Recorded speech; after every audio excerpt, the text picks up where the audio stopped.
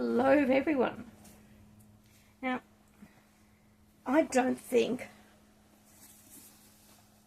that I've done a video of this book, The Immortal Life of Henrietta Lacks by Rebecca Skloot. Now, I just want to say the name Henrietta Lacks many more times because she is so important in our lives, and I never want to ever forget her, and I don't think we should.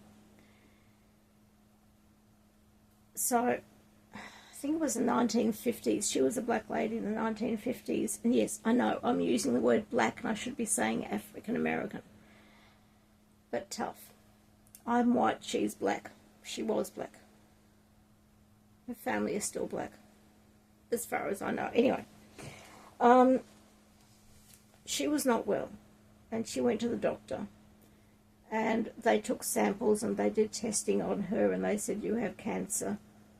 And what they didn't tell her is that when they took samples, they put them into petri dishes and started trying to grow them. And that was incredibly rude and wrong of them. They should have asked her permission, not told her, but asked her permission. And so the first thing is, I'm so upset with them for not asking her permission. But what those cells did is they did what no other cells had done ever in the past, and they started multiplying. And they continued multiplying, and they continued and continued and continued. And the man who took the cells and started work on them, he then started to send them off to people who wanted to do experiments with them.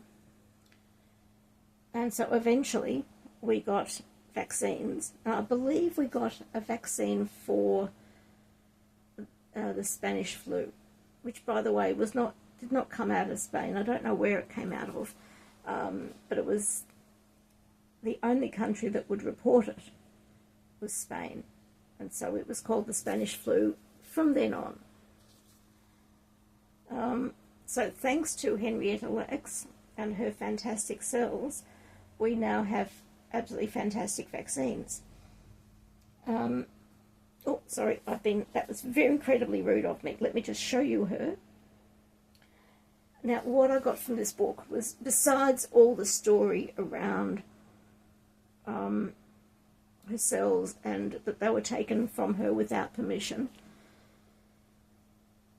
and that she ended up being totally left out of history when she is so, she should be so part of history. We should know about her in everything we do, because thanks to her I've had vaccines and therefore I'm alive. I suspect with my health, if it wasn't for the vaccines, I would probably have died within the first 5 years of my life. So, Henrietta Lacks. So, but I got from this the story of the growth of the cells and how it all worked, and the story of her cancer and how she died. Because she didn't last terribly long after that. And my memory will not tell me how long. But I also got the story of how Rebecca Skloot, the author, a white author, and this will become relevant shortly, managed to get information from the hospitals and the research laboratories when the family couldn't. She also managed to get in touch with the family and gave them all the information. And all of that is included in here. There is some stuff missing, because you always leave some stuff out because it makes a better story. And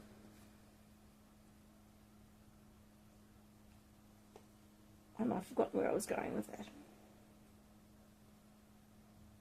Now, and we see Rebecca's daughter, who grew up knowing she had a mother, but not knowing anything about her, because she was very young.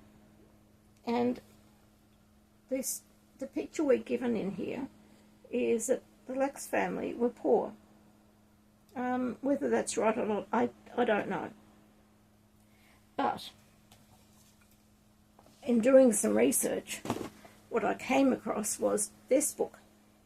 This book is by her grandson, Ron Lacks.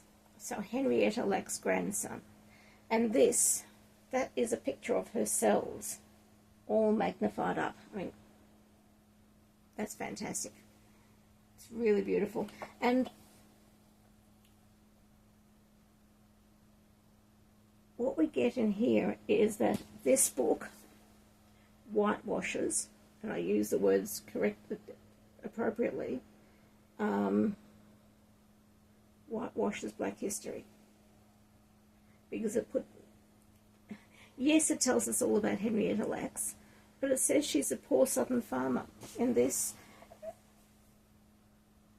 we're told that she actually had quite a bit of money. And if she's a poor southern farmer, why is she dressed like that in this picture? I mean, that's a fur coat. Not entirely fur. It's got a fur collar. So I read this, and I think this is also a very important book. I'm very glad I resisted the urge to buy it second-hand, because I do prefer second-hand books to new, but I wanted Ron Lacks to get the money from my book, from my purchase.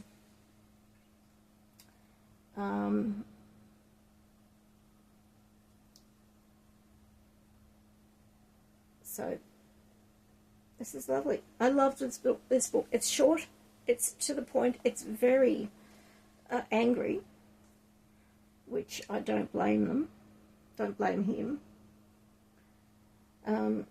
But something I got from both books is that she was a wonderful woman, that she cared so much about her family, that she would take them across town on whatever the public transport was at that time in that place, just to make certain they got from point A to point B. I'm incredibly annoyed that I never got to meet her, because she is a person I would have wanted to meet. Sorry, just putting his name up there, front and centre.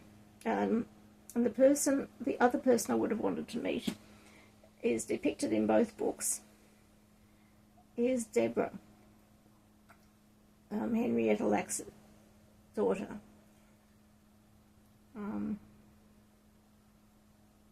I would have liked to have talked to her. I reckon we could have had lots of conversations. Despite not having a lot of education, she was so bright. Actually, there's no correlation between those two things. Whether she had education or not, she was incredibly bright. And she was looking at theses and medical articles with a dictionary beside her to try and read it through and understand it. Now that is an incredible woman. That is much better than me. I don't bother with a dictionary. If there's words I don't understand, I just gloss over them mostly. But so a better woman than me. So I love this book. Yes, the anchor comes through, but deserves to. And we must not forget Henrietta Lacks again. So I keep mentioning her every single time I possibly can. People are going to get really sick of me mentioning her name. I don't care. And the URL that I keep looking at, which I will put in the description, is henriettalacksuntold.com. I hope it's still there. This book was written, it's only 5 years. Nice large print. Anyway, so this is a lesson in how we need to stop whitewashing Black history. So there's the lesson. But having said that, I did enjoy this book. But I also enjoyed this book. and I will show this book last. Both books are going back onto my shelf, and they're going to stay there for a while longer. I'm not ready to get rid of them. In fact, I might consider reading them again and see what other lessons I learn from them. Anyway, enough. I'll see you on the flip side. Thank you for bearing with me as I rant. Bye.